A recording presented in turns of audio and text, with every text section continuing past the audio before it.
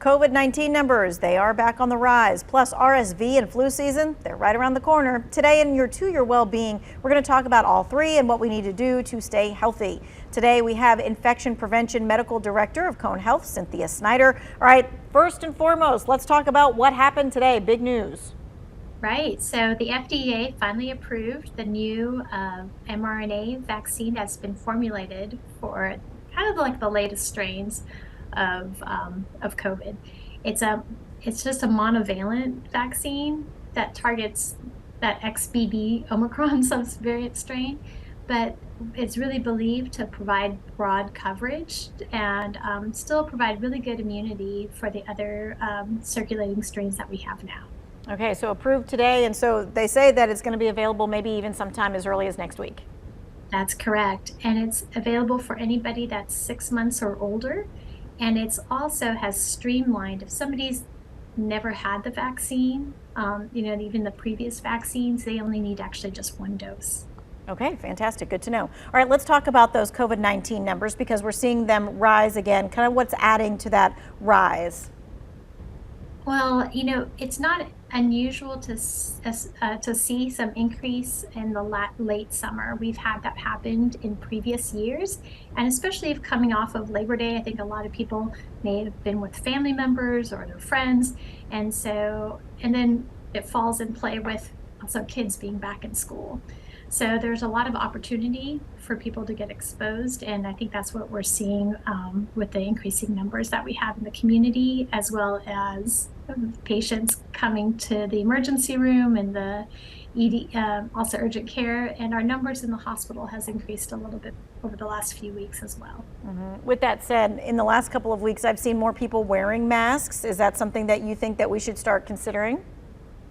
I think we will definitely probably promote masking once respiratory season starts. I think at this time, if somebody is non-immune or hasn't had the recent vaccine, who is immunocompromised, that may be reasons to wear a mask, especially if you're going into a crowded setting.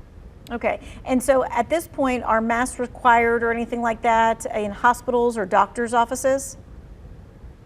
Right now, we are not requiring them to be masked, and however, that might change in the coming weeks depending on the respiratory viral season starting.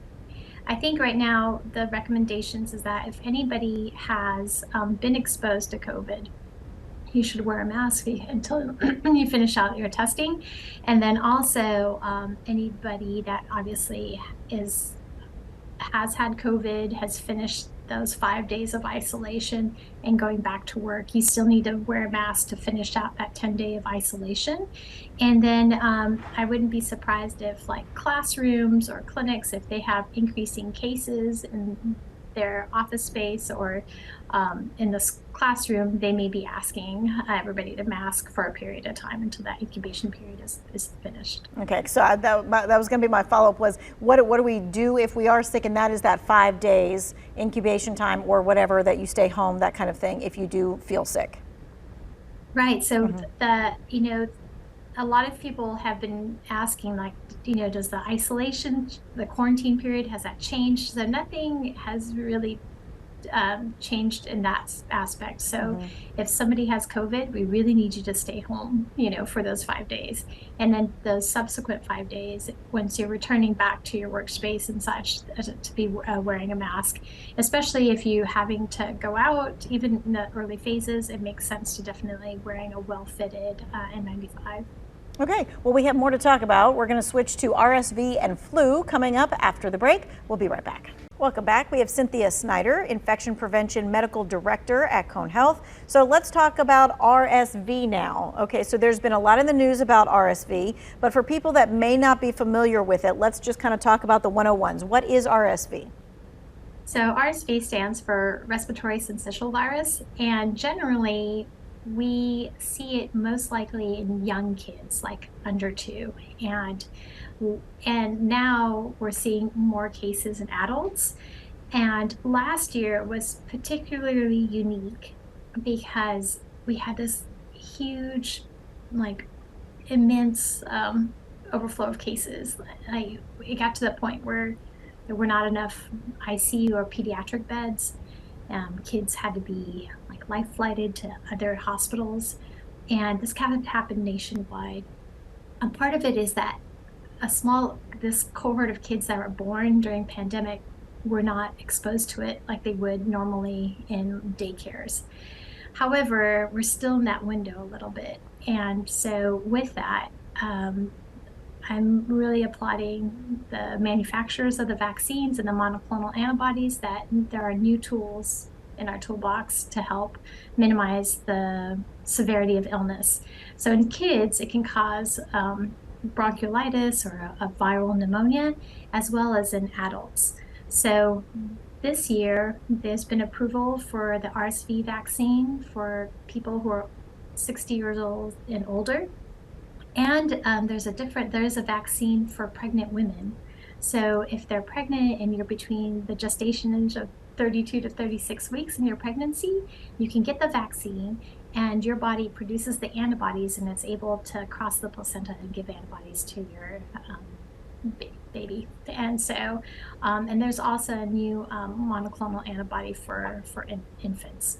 So there's a lot of new I think interventions that can be done to help minimize the risk of getting severe RSV this winter. And then from spreading it to the grandparents or things of that nature, knowing that there's an adult vaccine that's out. So Dr. Snider, what can parents and caregivers do to protect their kids from RSV? So I think the key thing is really good respiratory hygiene, making sure if kids are sick, they're not going to school, and then ensuring that if they're learning how to cover their cough appropriately, masking.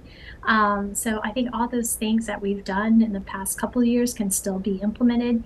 But I think the key thing is that I want to say that I think there's that temptation to go to work or go to school when you're having some symptoms, and that definitely needs to be addressed, be it testing for COVID or knowing that you're sick enough that you shouldn't be going to school and infecting others.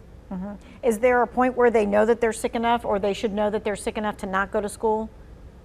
I think a lot of the schools and workplaces probably still have that same screening tool that they've used for COVID. So I think respiratory symptoms is like a hard stop until you know what's going on. Gotcha. Okay, let's talk flu season, because flu shot season is here as well. I keep getting things texted to me from different providers saying, hey, come get your flu shot. So who needs to get the flu shot?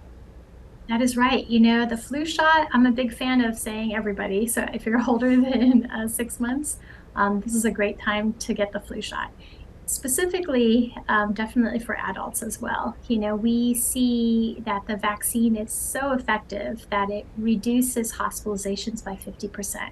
And that is known from previous flu vaccines, but in particular, the recent formulation, when they look at the data from the Southern Hemisphere, it's well matched, which is great. And secondly, it reduces hospitalizations and severity of illness. And so I think all those are bonuses for why somebody should get the vaccine. And, some questions that I get from my patients includes like, should I wait? Should I wait until like December or January? But last year, the flu season came early. And so I don't think enough people had the vaccine on board to prevent infection or severity of illness. So I'm a big proponent of saying, get your flu vaccine now, like over these next 2 months is a great time to get those vaccines. Okay, we have just a little less than a minute. If you're getting the COVID booster and the RSV vaccine or the flu shot, should you space these things out? It is safe to get those vaccines together. Some people would like to space them out because you might have like less side effects. So if you can space it out, that's fine, but I would rather have you guys get them under your belt as quickly as you can. Okay. Thank you so much for your time and your expertise. We so appreciate that.